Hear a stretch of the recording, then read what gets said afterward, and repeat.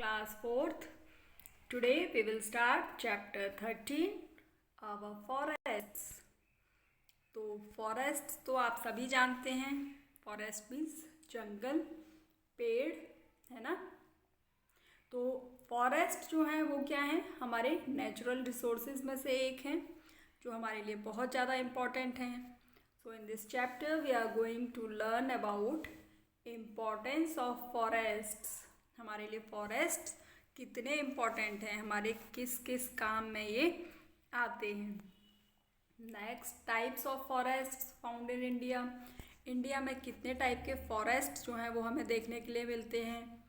And क्योंकि हमारे लिए जो फॉरेस्ट जो हैं वो इतने ज़्यादा इम्पॉर्टेंट हैं तो इनको हमें प्रोटेक्ट करना भी इम्पॉर्टेंट है हमारे लिए. तो need for the protection of forests. तो हमें क्यों ज़रूरत पड़ती है इनको प्रोटेक्ट करने की, है ना. तो चलिए स्टार्ट करते हैं. First step of this chapter is observe the pictures given below carefully. यहाँ पर आपको नीचे कुछ पिक्चर्स दिए हुए हैं, आपको इनको अच्छे से ऑब्जर्व करना है. And what are these things made up of. और आपको बताना है कि ये जो चीज़ें यहाँ पर दी हुई हैं ये किससे बनी हुई हैं. तो देखिए यहाँ पर 3 पिक्चर्स आपको दिए हैं. फर्स्ट पिक्चर में आप देख रहे हैं कि जो वुड है, लकड़ी जो है वो कुकिंग के पर्पज से यूज़ हो रही है, एज अ फ्यूल यहाँ पर यूज़ हो रही है. सेकंड पिक्चर में आप देखेंगे यहाँ पर आपको एक सिटिंग चेयर आपको यहाँ पर दिखाई दे रही है. ये भी किससे बनी हुई है, वुड से, जो हमें कहाँ से मिलते हैं, फॉरेस्ट से, है ना. और शायद आपको ना पता हो, ये पेपर जिसके ऊपर आप पढ़ाई करते हो, लिखते हो, ये बुक्स, है ना, ये भी हमें कहाँ से मिलते हैं, फॉरेस्ट से. ओके.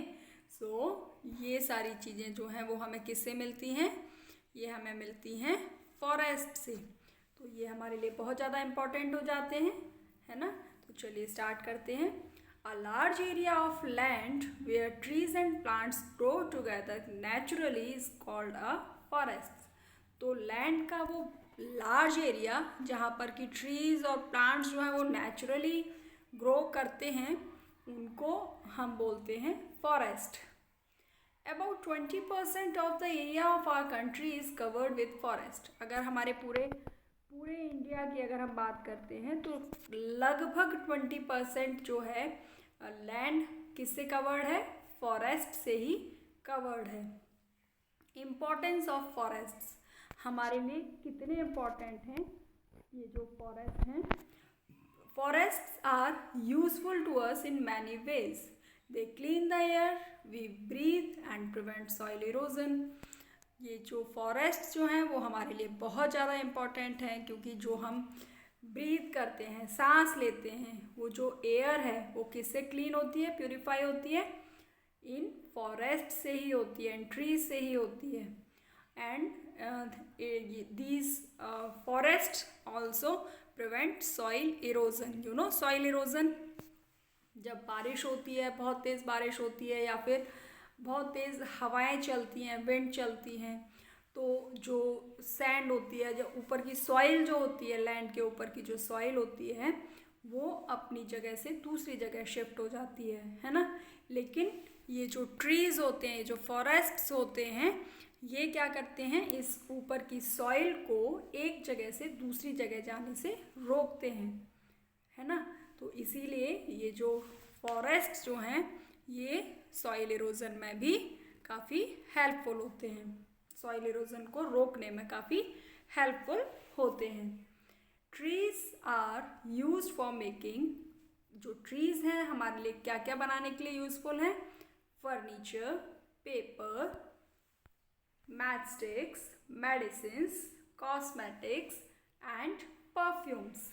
तो इस तरीके से जो ट्रीज़ हैं इनसे हमें बहुत सारी और भी चीज़ें मिलती हैं, जैसे कि मैचस्टिक्स जो माचिस आप देखते हो, दवाइयाँ, मेडिसिन्स, कॉस्मेटिक्स, है ना. और इसमें हमें क्या मिलता है, फर्नीचर, जो आप घर के अंदर देखते हो, काफ़ी सारा जो फर्नीचर होता है वो भी हमें यहीं से मिलता है. पेपर भी हमें यहीं से मिलते हैं. जो बुक्स आप अभी पढ़ रहे हो वो बुक्स भी हमें किससे मिलती हैं, इन्हीं फॉरेस्ट से. Wood of trees is used as fuel for cooking. इसके अलावा जो ट्रीज़ का जो वुड है वो हम कुकिंग के लिए एज अ फ्यूल भी यूज़ करते हैं। Forests are a home to a large number of plants and animal species. इसके अलावा जो फॉरेस्ट जो हैं वो बहुत सारे प्लांट्स का, बहुत सारे एनिमल्स का होम भी है, यानी कि इनमें ही ये लोग रहते भी हैं। Types of forest in India. कितने टाइप के फॉरेस्ट जो हैं वो हमें इंडिया में देखने को मिलते हैं। देखिए, हम लोग लास्ट चैप्टर्स में भी पढ़े कि हमारा जो इंडिया का जो क्लाइमेट है, जो यहाँ का वेदर जो है वो अलग अलग प्लेसेस पे अलग अलग टाइप का होता है, जिसकी वजह से वहाँ पर अलग अलग टाइप की सॉइल भी हमें देखने को मिलती है। और क्योंकि सॉइल, टेम्परेचर, क्लाइमेट हर जगह का एक जैसा नहीं होता, तो वहाँ के जो प्लांट्स हैं, वहाँ की जो ट्रीज़ हैं वो भी अलग अलग टाइप से ग्रो करते हैं। जैसे कि आप यहाँ पर देखेंगे कि आपको ये कलरफुल मैप दिखाई दे रहा है, अलग अलग कलर्स में आप देख रहे हैं इस मैप को। तो देखिए, ये हमें पता है कि नॉर्दर्न जो एरिया है हमारा इंडिया का, वहाँ पर माउंटेन्स हैं, है ना। तो यहाँ पर किस टाइप के ट्रीज़ हमें देखने को मिलेंगे? माउंटेनियस ट्रीज़, है ना। उसके अलावा यहाँ पर देखिए काफ़ी ये राजस्थान और गुजरात साइड में काफ़ी रेनफॉल जो है वो कम होती है। तो यहाँ पर किस टाइप के ट्रीज़ होते हैं? ऐसे ट्रीज़ जिनको बारिश की जो है बहुत ज़्यादा ज़रूरत नहीं होती, मतलब कम पानी में भी यहाँ पर ये ग्रो कर जाते हैं। तो यहाँ पर आप देखेंगे थोर्न ट्रीज़, जिनके अंदर कांटे होते हैं, है ना। और इसके अलावा देखिए यहाँ पर आप नीचे यहाँ पर भी देख सकते हैं, आपको लाइट ग्रीन कलर में और डार्क ग्रीन कलर, ये ग्रीन कलर में आप देख रहे हैं एवरग्रीन फॉरेस्ट। नाम से ही आपको क्लियर हो रहा है, एवरग्रीन यानी कि जो हमेशा हरे भरे बने रहते हैं, यानी कि वो एरियाज़ जहाँ पर बारिश अच्छी होती है, हैवी रेनफॉल होती है, वहाँ पर आप देखेंगे एवरग्रीन फॉरेस्ट, जो पूरी साल हरे भरे बने रहते हैं, एक साथ कभी भी अपनी लीव्स को शेड नहीं करते हैं। नेक्स्ट यहाँ पर देखिए डिसिडियस फॉरेस्ट। डिसिडियस फॉरेस्ट जो है ये आप लाइट ग्रीन कलर में यहाँ पर देख रहे हैं। तो ये एरियाज़ जहाँ पर की टेम्परेचर जो है वो थोड़ा सा वार्म होता है और यहाँ पर वेट सॉइल होती है, यानी कि ये पूरा एरिया जो है आपका यहाँ आप देख रहे हैं। तो यहाँ पर आप देखेंगे ये हैं डिसिडियस फॉरेस्ट। तो इस तरीके से आप देख रहे हैं डिफरेंट टाइप के क्लाइमेट्स के साथ डिफरेंट टाइप के यहाँ पर फॉरेस्ट जो है वो हमें देखने को मिलते हैं। चलिए अभी डिटेल में इनके बारे में हम लोग वन बाय वन देखते हैं। सबसे पहले पढ़ेंगे हम evergreen forests. Evergreen forest are found in region which are hot and receives heavy rainfall. तो एवरग्रीन फॉरेस्ट्स वहाँ पर मिलते हैं, उन एरियाज़ में, उन क्षेत्रों में मिलते हैं जहाँ पर रेनफॉल जो है वो काफ़ी हैवी होती है। In India this forests are found along the slope of western ghat, in the hills of north eastern India and in the Andaman and Nicobar islands. तो अगर हम इंडिया की बात करते हैं तो ये जो फॉरेस्ट जो है वो वेस्टर्न घाट्स की साइड में हमें देखने को मिलते हैं और नॉर्थ ईस्टर्न जो हिल्स हैं, अगर मैप में देखेंगे आप, नॉर्थ ईस्टर्न जो हिल्स हैं यहाँ पर, और ये वेस्टर्न घाट में आप देख रहे हैं ये ग्रीन कलर आपको दिखाई दे रहा है, और यहाँ पर नॉर्थ ईस्टर्न जो हिल्स हैं वहाँ पर आपको ये एवरग्रीन फॉरेस्ट जो हैं वो देखने को मिलेंगे। इसके अलावा अंडमान एंड निकोबार आइलैंड्स में भी ये एवरग्रीन फॉरेस्ट देखने को मिलेंगे। Some important trees of these forests are ebony, mahogany, bamboo and rosewood. इसके अंदर जो important जो trees आते हैं वो ये सारे trees हैं, and these trees are tall and form a canopy at the top. तो ये जो trees होते हैं वो बहुत हाइट होती है इनकी, काफ़ी लंबे होते हैं, बहुत टॉल होते हैं, और क्योंकि इनको सन रेज जो है वो नीचे प्रॉपर नहीं मिल पाती है तो ये बिल्कुल ऊपर टॉप पर सीधे लंबे चले जाते हैं और ऊपर जा कर के ये कैनोपी मीन्स एक छतरी टाइप की जो है वो टॉप पर बना लेते हैं। Trees in this forest do not shed their leaves all at once. इन पेड़ों की जो खासियत होती है वो क्या होती है कि ये अपनी लीव्स को बिल्कुल भी एक साथ जो है वो शेड नहीं करते, नहीं गिराते एक बार में। So therefore these forest appear green all the time. इसीलिए पूरे साल भर जो है वो ग्रीन ही दिखाई देते हैं।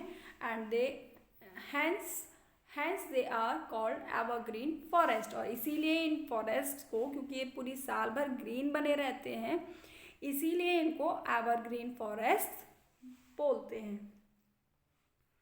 नेक्स्ट आते हैं हमारे deciduous forest. Deciduous forest are also known as monsoon forest. जो डिसिडियस फॉरेस्ट है इनको हम मॉनसून फॉरेस्ट के भी नाम से जानते हैं, अब क्योंकि मॉनसून के नाम से ही आपको क्लियर हो रहा है, जहाँ पर बारिश जो है वो काफ़ी होती है। These forest are found in warm and wet region. जहाँ पर जो एरिया होता है वो काफ़ी वेट होता है, टेम्परेचर वार्म होता है।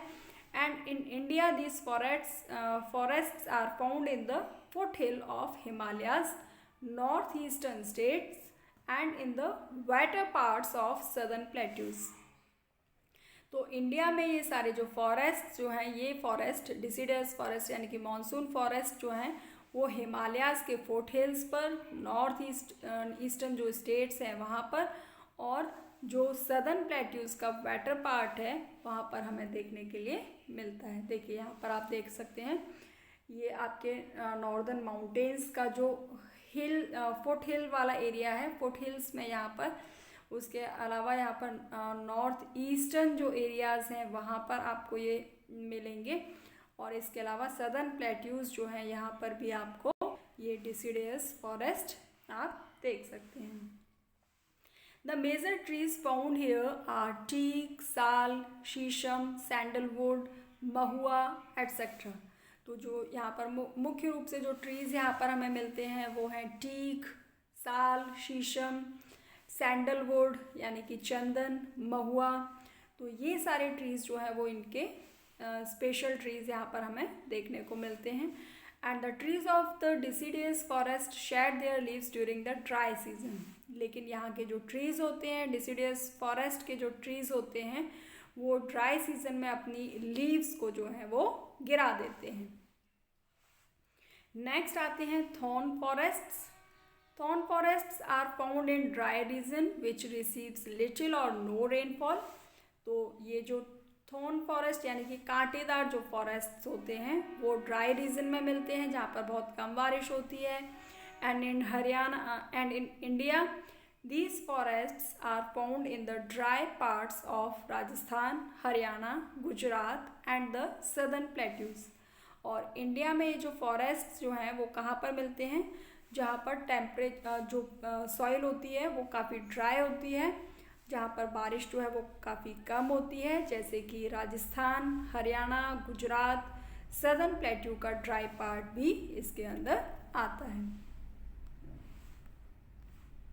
The main trees found here are cacti, kikar, babul and palm. सारे ही ट्रीज आप देख रहे हैं, इन सभी ट्रीज की खास बात ये होती है कि सभी के ऊपर कांटे होते हैं, इसीलिए इनको थॉर्न फॉरेस्ट्स कहा जाता है। सारे ही ट्रीज जो होते हैं उनके अंदर, इनके ऊपर जो है थॉर्न्स होते हैं यानी कि कांटे होते हैं। And trees are sparsely distributed in the thorn forest and they have long root that can go deep down in the search of water and they have thick barks and thorn and small leaves.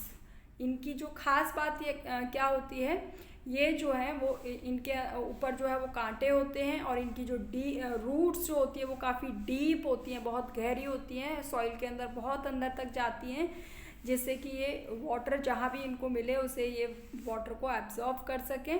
और इनकी जो barks होती हैं वो काफ़ी thick होती हैं, और इनके ऊपर कांटे होते हैं, और इनकी लीव्स जो होती हैं वो काफ़ी छोटी छोटी होती हैं।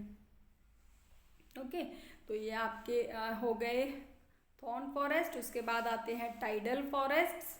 Tidal forests are also known as swamp forest और मैनग्रोव फॉरेस्ट्स। तो इनको टाइडल फॉरेस्ट को और भी नामों से जाना जाता है, जैसे कि swamp forests and mangrove forests.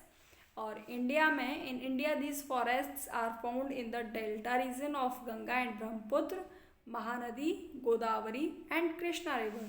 तो जो डेल्टा रीजन है इंडिया के अंदर, जैसे कि गंगा ब्रह्मपुत्र रीजन हो गया, महानदी, गोदावरी, कृष्णा रिवर्स, यहाँ पर ये फॉरेस्ट जो है वो देखने के लिए मिलते हैं। And West Bengal has the biggest stretch of mangrove forest known as Sundarban.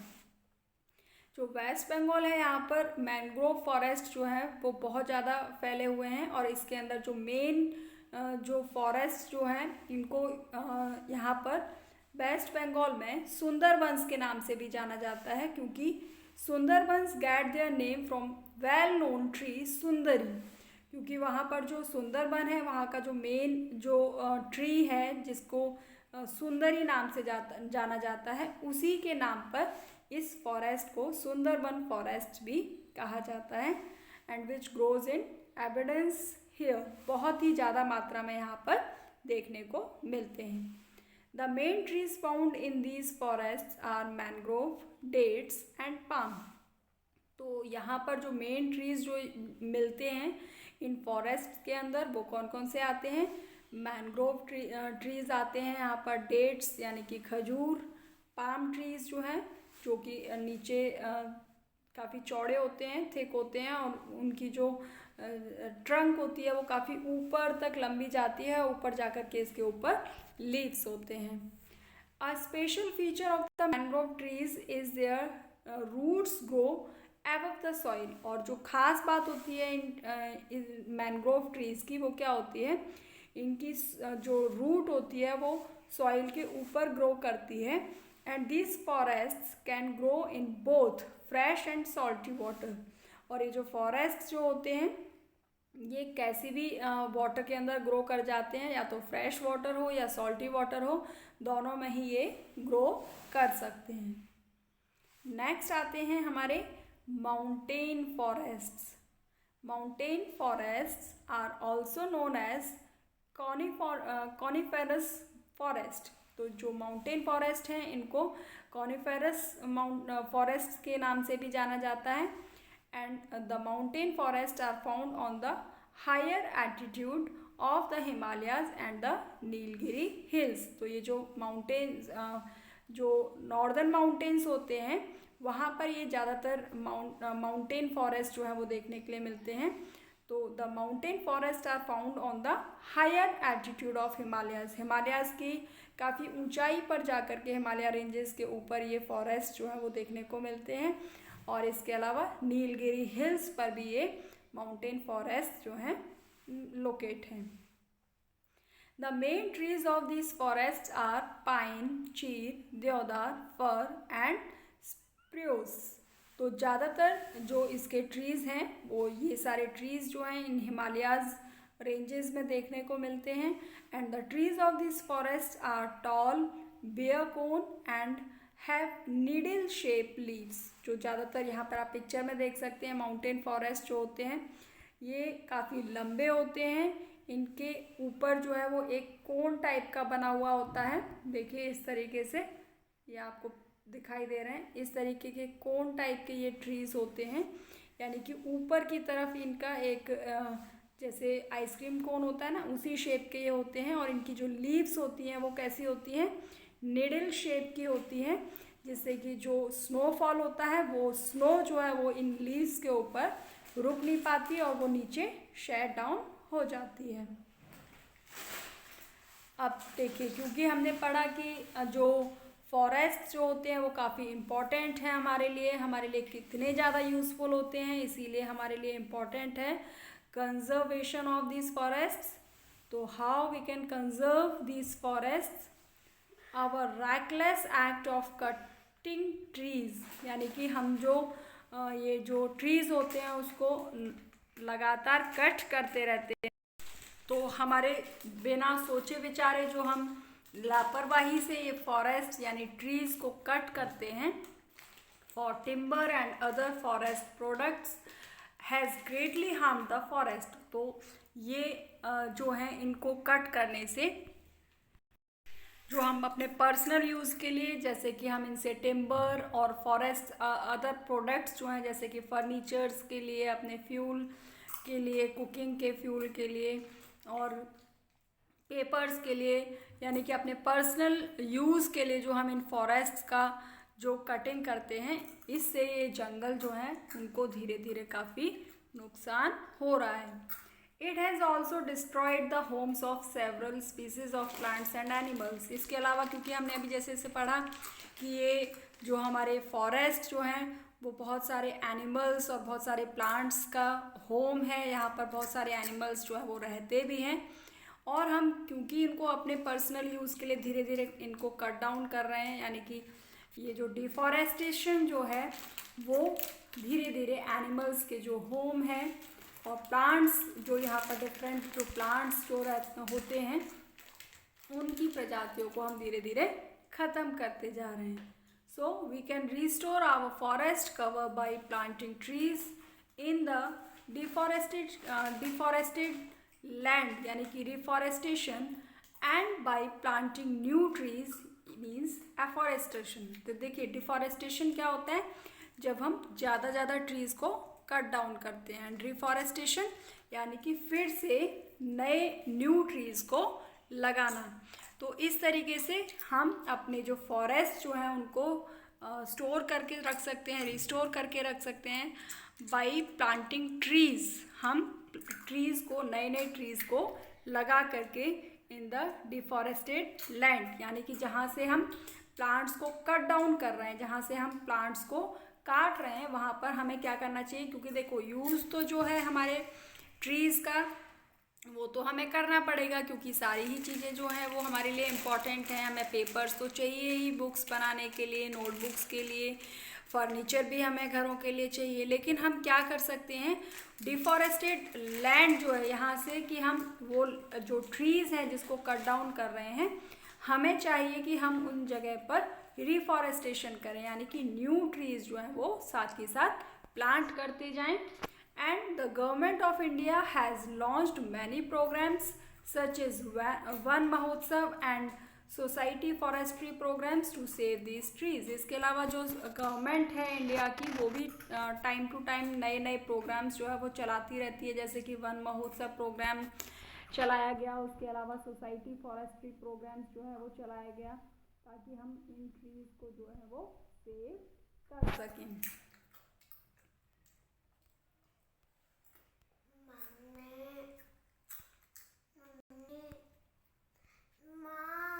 तो देखिए इस तरीके से यहाँ पर यो चैप्टर इज़ फिनिश्ड।